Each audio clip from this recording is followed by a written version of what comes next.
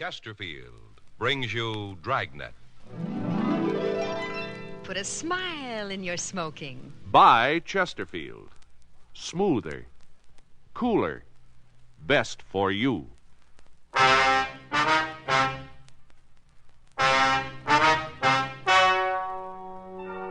Ladies and gentlemen, the story you are about to hear is true.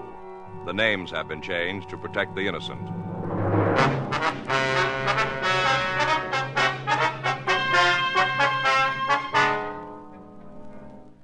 You're a detective sergeant.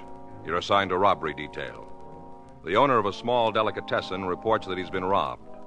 He says the thief casually walked out of his store and disappeared. Your job? Find him.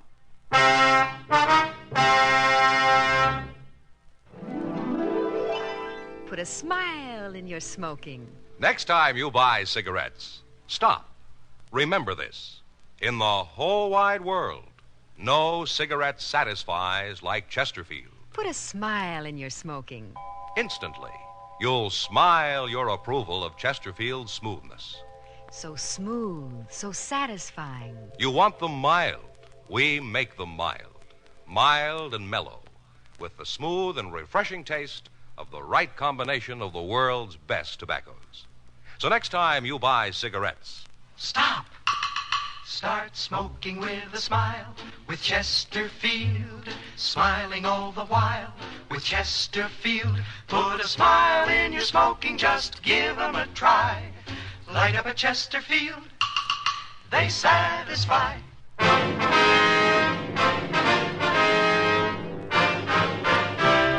Dragnet, the documented drama of an actual crime. For the next 30 minutes, in cooperation with the Los Angeles Police Department, you will travel step by step on the side of the law through an actual case transcribed from official police files. From beginning to end, from crime to punishment, Dragnet is the story of your police force in action. It was Sunday, October 9th. It was overcast in Los Angeles. We were working the day watch out of robbery detail. My partner's Frank Smith. The boss is Chief of Detectives Thad Brown. My name's Friday. I was on my way back from communications. It was 3:48 p.m. when I got to room 27A. Robbery. I got it. Robbery, Friday. Yeah, just a second. Give me that pad, man. Yeah. All right, go ahead, please. All right, I have it. What happened? How long ago? All right. Right away. Thank you. Guy came into a delicatessen over on Sunset. Took out a pretty big order. Yeah? Sack full of money. 4:15 p.m. Frank and I drove out to a small combination delicatessen and grocery on the corner of Sunset and 3rd. The owner of the store, Mr. Paul Claypool, told us that the robbery had taken place approximately 20 minutes earlier. He said that the patrol car officer who had answered his call had left to make an immediate search for the suspect. Gave a real good description, I did. Yes, sir, you said that. Kept my wits about me. All the time that young hoodlum was in the store, I was studying him. Didn't let him catch on, of course, but I was making mental notes. I wonder if you'd tell us just what happened, Mr. Claypool. How's that? Well, we'd like to hear about the robbery right from the beginning. Oh, checking up on me, huh? Sir? Making sure I give you the same story I gave that other cop. Oh, no, sir, that's not the idea. I told him everything there was to tell. Well, we'd like to hear it, too, that's all. You ain't going to hear nothing different from what he did.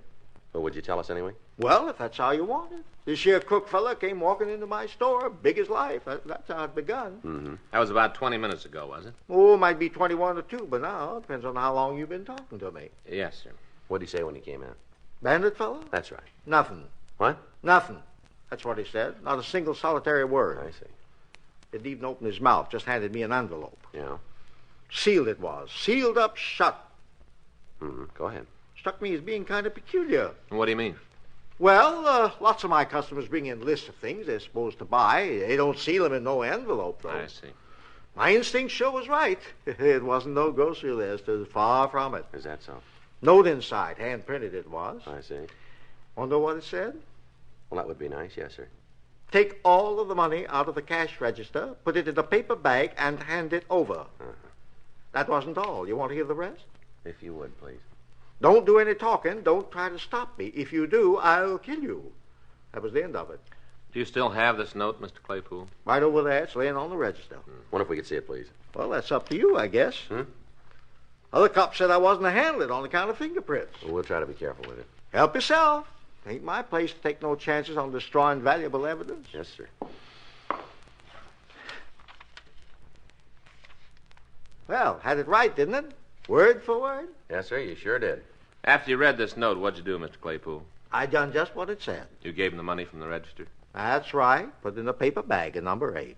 What's that, sir? 8. That was the size of the bag. Oh. How much money did you give him? All there was, a neighborhood of $50. Most of it in bills? Most, I'd say. A couple of 10s, 3 or 4 5s, some 1s. Rest was change. All right. What happened next? Fella took the bag, kind of grinned, and walked out. Looked real pleased with himself. Did you see where he went? Left the store. Yes, sir. I mean, after that. Turned down the street. Did you get into a car? I didn't see none. You didn't try to follow him? Nope. I didn't aim to stick out my neck none. Figured that was up to you fellas. That's right.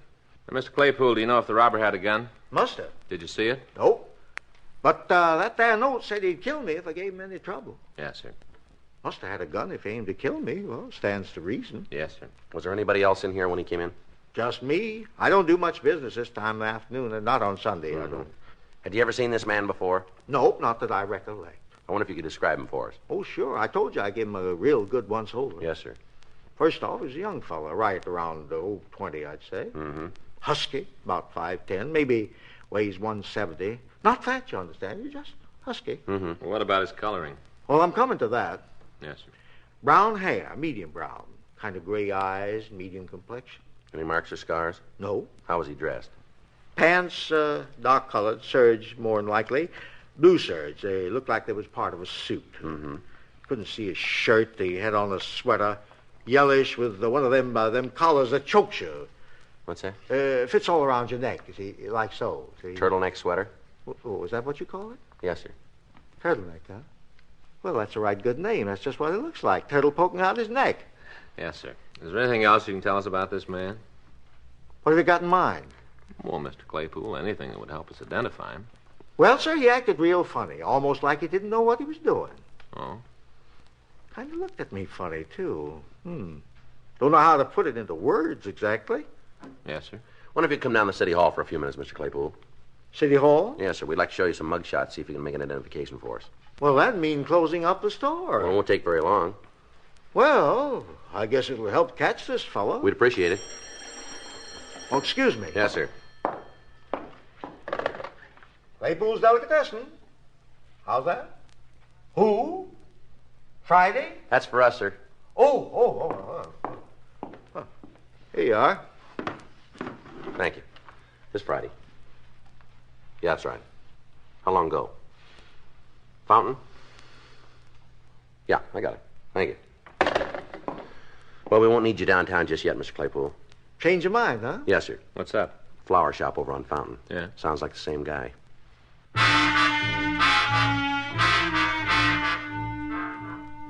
Frank and I told Mr. Claypool we'd check with him later. We left the delicatessen and drove out to the Pringer Flora shop on Fountain and Selma.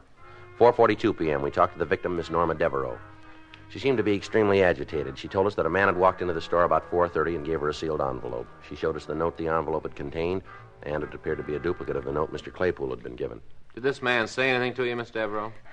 I don't remember. I don't think so. Well, did you say anything to him? Oh, I was too scared. Yes, ma'am. How much money did he take? Well, I gave him all there was, everything in the register. I see, but about how much would you say? I'm not sure. You see, I don't work here. I was just helping out. Mm-hmm. The store belongs to my sister and brother-in-law. I see. They wanted to take their children for a ride this afternoon, so I said I'd look after the shop. Yes, ma'am. Oh, I never should have offered. I might have known something like this would happen. I've had a funny feeling all day long. Is that right? It's a bad week for me anyway, this whole week. Huh? According to my horoscope. Oh. And you don't have any idea how much money was stolen, Miss Devereaux? Well, I don't think it was very much. A few bills and some coins. Mm-hmm. Do you happen to know what day this is? The date, I mean? Yes, ma'am. This is the 9th. The 9th. Oh, I might have known. She said to be especially careful on the 9th and the 11th. Why didn't I pay more attention to that last reading? It certainly cost me enough. Mm-hmm. Now, Miss Devereaux, you noticed where this man went when he left the shop? What? Did you notice where he went? Oh, no. I didn't pay any attention. I was just so relieved that he was gone. I wonder if you describe him for us, please. Well, Miss Devereaux? I'm trying to think. Yes, ma'am. It just comes up a blank. His face, everything about him. Well, how's he dressed?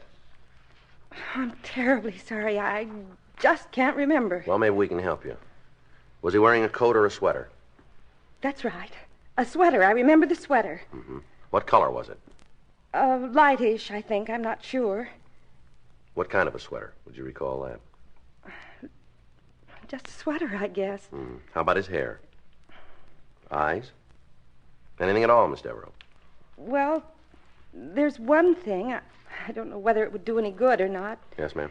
I feel like such a fool not being able to remember where it was or when, but I'm almost certain about it. What's that? That I've seen him before. Frank and I continued to question the victim. She insisted that she had met or seen the suspect sometime before the crime, but she was unable to recall the circumstances. 5:38 p.m., we drove both victims down to the city hall and asked them to go through the mug books for the purpose of identifying the suspect. We finished another book, Sergeant. Yes, ma'am. Seems like you sure have enough of them. Yes, sir? If I could only think where it was. Ma'am? That I saw him before. Yes. Did I get you folks some coffee?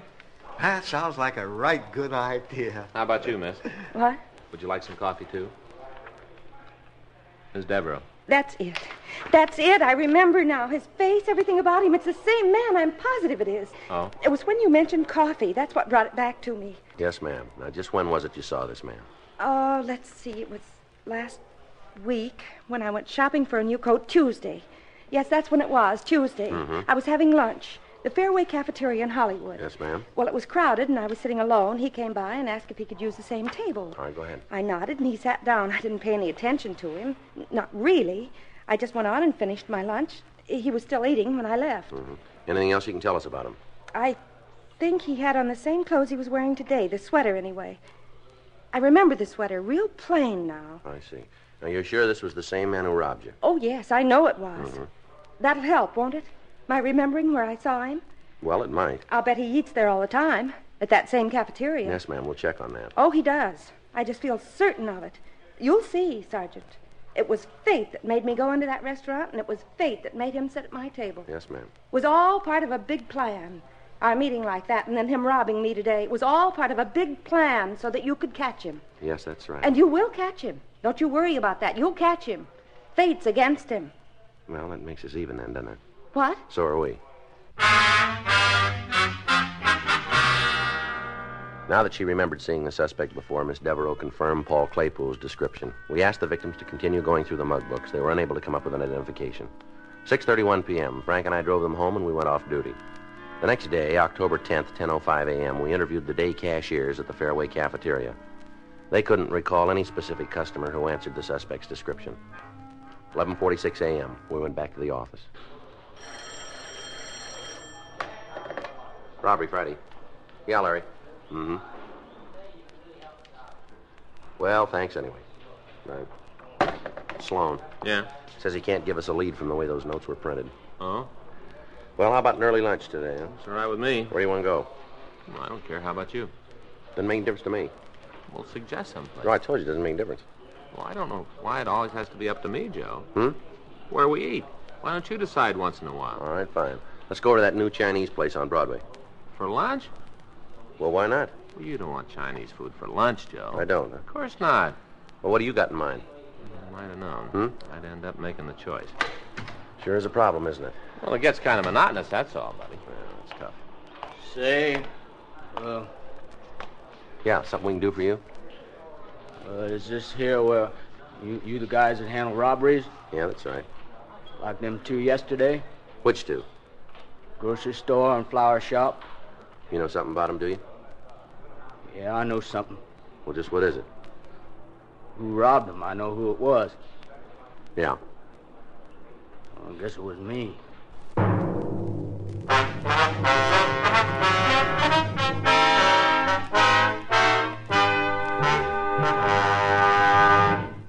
Put a smile in your smoking. Next time you buy cigarettes, stop. Remember this. It's today's biggest cigarette news. Chesterfield is made the modern way with Accuray. The Accuray controller is the greatest improvement in cigarette making in years, and it's a Chesterfield exclusive. This amazing quality detective electronically checks and controls the making of your Chesterfield, giving a uniformity in smoking quality never possible before. So buy Chesterfield today. For the first time, you get a perfect smoke column from end to end. A perfect smoke column from end to end. From the first puff to the last puff, your Chesterfield smokes smoother. From the first puff to the last puff, your Chesterfield smokes cooler. From the first puff to the last puff, Chesterfield is best for you. Next time you buy cigarettes, stop. Remember, Chesterfield is made the modern way with Accuray. Put a smile in your smoking, just give 'em a try. Light up a Chesterfield, they satisfy.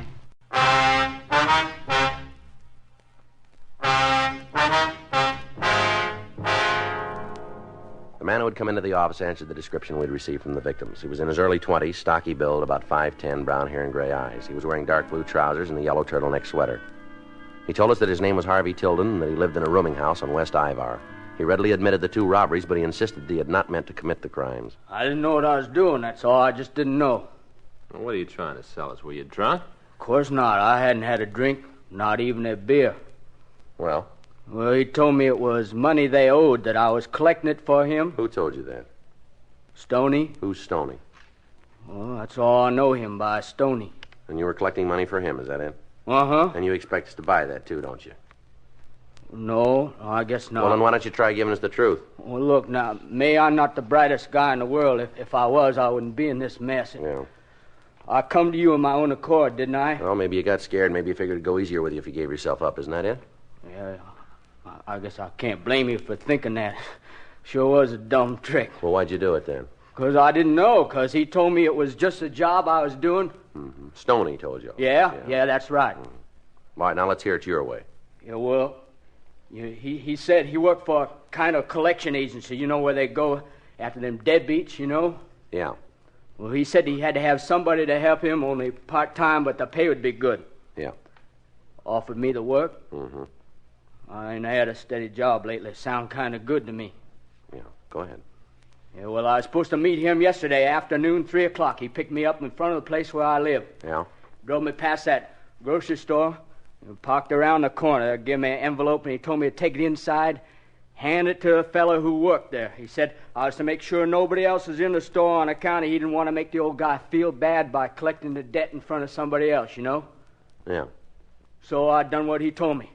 I give the old guy the note. He give me the money, and I took it back to Stoney. Well, where was he while you were in the store? Well, around the corner, like I said. Why didn't he go in with you? He wanted to see if I could handle it myself. On my own, you know. That's what he told me. Mm-hmm. Well, then we drove over to that there flower place. Same routine. Yeah, only this time I got kind of suspicious, you know. Yeah. She acted so scared, the lady there. It didn't seem to me that having to pay up a debt would make somebody so scared. I told Stoney afterwards. He said it was just an act that they all put on like that. Mm-hmm. Yeah, well, I didn't exactly believe him, so next place we stopped, I opened up the envelope before I went inside, and I read that there note. Yeah, well? Well, I didn't know what to do. Finally, I went back to the car, and I really told him off, Stoney. I told him I wasn't no thief. I told him he had to return all that money.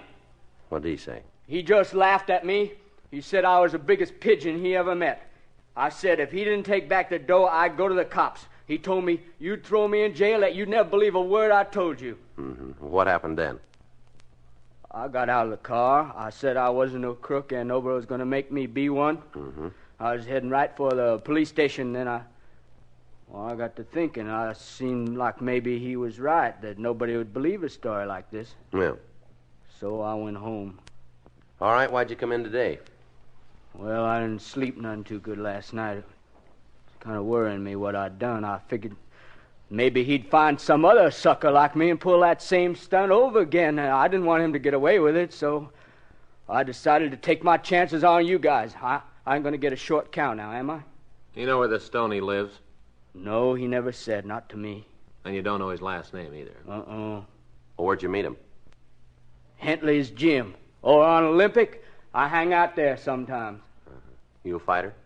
Oh, I had some bouts, yeah. Mm-hmm. Well, how'd you and Stoney get acquainted? Oh, I don't know. We just started talking one day last week. He come in for a steam bath, and afterwards we were both watching some of the guys work out. I see. He was there again on Saturday. That's when he offered me this job. Mm-hmm. What kind of a car does he drive? Chevy? Sedan?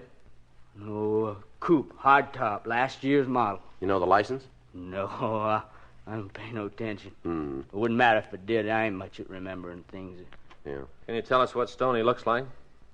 Yeah, why, he's a big fella, sharp dresser. How old is he? 35, maybe 40. What color's his hair? Sort of red. Anything else? Scars, anything like that? No. That's the whole story, huh? Yeah. You didn't know you were robbing those stores? You didn't have any idea? Honest, I didn't. Sounds crazy, don't it? Yeah, it does. Joe, talk to you for a minute. Yeah. You wait right there, Tilden. Yeah, okay. You must think we're pretty dumb, expecting us to fall for a line like that. Yeah. What's he take us for? I don't know. Couldn't be true, not a word of it. Yeah. Heck of it is. Yeah. Such a darn fool story, Joe. I just can't help believing him. Well, move over. So do I. Frank and I continued to interrogate the suspect. He maintained his innocence, and we were unable to shake him. We ran the name Harvey Tilden through R&I. They had nothing on him. We also ran the name Stoney through the moniker file, and we came up with two possibles. We pulled the mug shots and showed them to Tilden. He tentatively identified one of the photos, James Brightstone, but he wasn't positive. We telephoned Brightstone's last known address, a small downtown hotel. They told us he'd moved during the summer, and they had no idea of his present whereabouts. We checked DMV and our own vehicle records. They reported that a late-model Chevrolet was registered in Brightstone's name. Harvey Tilden was held in custody for further questioning. 4:08 p.m., Frank and I drove over to Hentley's gym on South Olympic and talked to the owner, George Hentley. What's right? That's it. Stoney, Right, huh? Yeah, that's right. Full name maybe James Brightstone. We're not sure. Now move away. Don't ring a bell. He in a fight game? Well, we aren't sure. How about a Harvey Tilden? You know him? That jerk, sure I know. He come here pretty often? Off and on. Used to do a little boxing. Had a perfect record. 6 fights, 6 KOs. He was punchy before he ever got in a ring. Tilden says this is where he met this Stoney. That could be. Take a look at this picture, will you? You ever seen this guy before? Hey, you got a left hand, use it. Well, I wouldn't swear to it. Guy looks something like this. Been coming in lately. Works out, takes a steam bath. you know his name? I never asked. You been around today? No, not so far. When was the last time, do you remember? Now try right. End of last week, Friday, Saturday. Is he talking to Tilden? Oh, I don't know, maybe. Guys come in here, friendly type guys. They all talk to each other. All right, here's our card. So? If this fella comes back, give us a call, will you? Hey, you want him for something? We want to talk to him. Okay, if he comes in, I'll call you. Thanks. Sure, I'm a real obliging type fella. I got no beef with you cops. Be a waste of time, though. Calling you. If you want to see this guy, all you got to do is turn around. What's that? He just walked in the door. Frank and I talked to the man George Hentley had pointed out. He readily admitted that he was James Brightstone. He also admitted knowing Harvey Tilden. He said he had spent the previous afternoon in his room at the Jackman Hotel. We telephoned the hotel, but the clerk was unable to confirm Brightstone's alibi. 5:31 p.m. We drove the suspect down to the city hall and continued our interrogation. Look, why don't you guys just tell me what it is you want to know, spell it out in real big letters, and I'll give you the answer, same size. Where were you yesterday afternoon? Thought we already covered that. Let's go over it again. Okay, boys, I was in my hotel room. Well, the clerk doesn't back you up. Well, does he say I wasn't there? When was the last time you saw Harvey Tilden? Saturday over at the gym. Not yesterday, huh? Gym isn't open on Sundays. You know where Tilden lives? Nope. You picked him up at his rooming house yesterday, didn't you? Why would I be picking a crumb up like that? Did you offer Tilden a job? Oh, that's pretty funny. What's the joke? I ain't got a job myself. Did you ever take Tilden for a drive? Boys, I'm telling you, the only place I ever seen the guy is Hentley's gym. Yeah. He knows what kind of a car you got. Oh? Make and model. Well, maybe he's seen me in it. I didn't see him. Mm-hmm. Now, look, this Tilden fella, he's a screwball. He don't even know what time it is.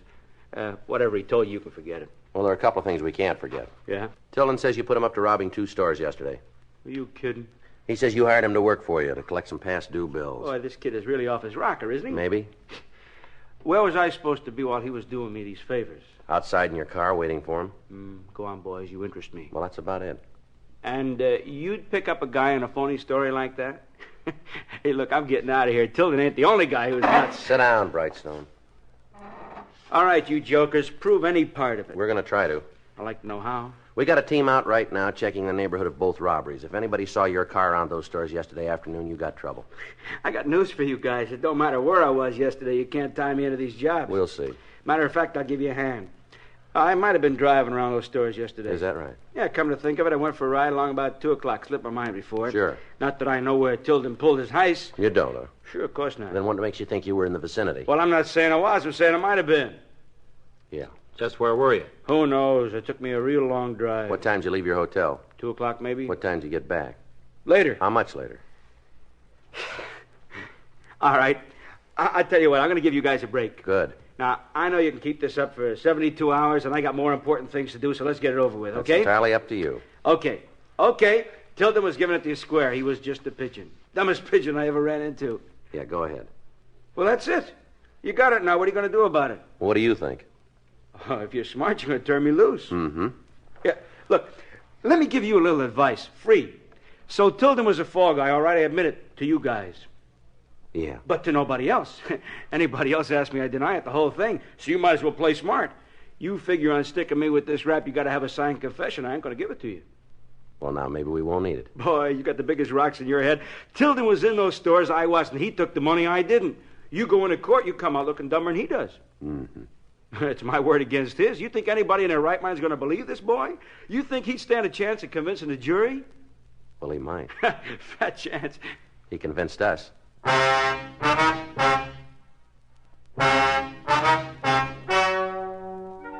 The story you have just heard is true. The names were changed to protect the innocent.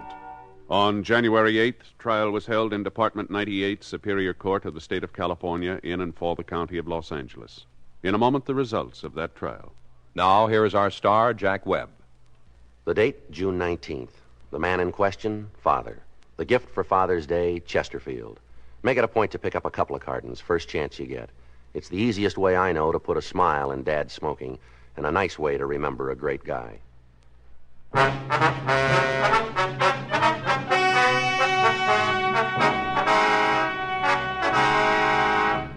The district attorney failed to issue a complaint against Harvey Tilden. James Hill Brightstone was tried and convicted of robbery in the second degree, 2 counts. Robbery in the second degree is punishable by imprisonment in the state prison for not less than 1 year.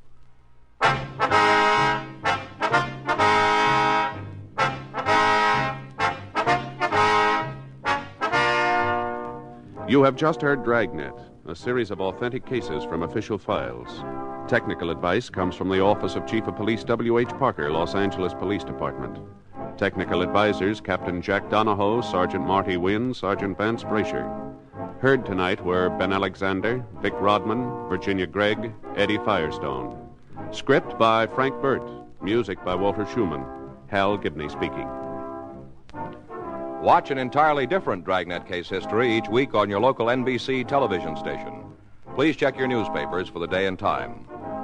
Chesterfield has brought you Dragnet, transcribed from Los Angeles. This is it, L&M Filters. It stands out from all the rest. Miracle tip, much more flavor. L&M's got everything. It's the best. Notice the color of L&M's Miracle Tip. It's white, pure white, to give you the purest and best filter. And L&M gives you a rich, good-tasting, fully satisfying smoke, the kind you can get only from highest quality tobaccos.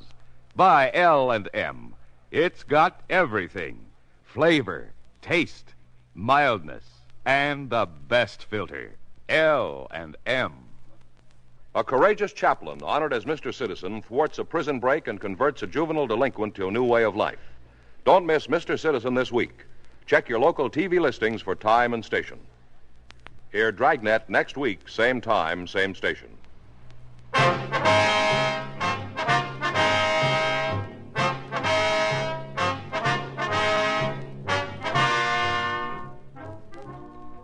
Hear Biography in Sound on the NBC Radio Network.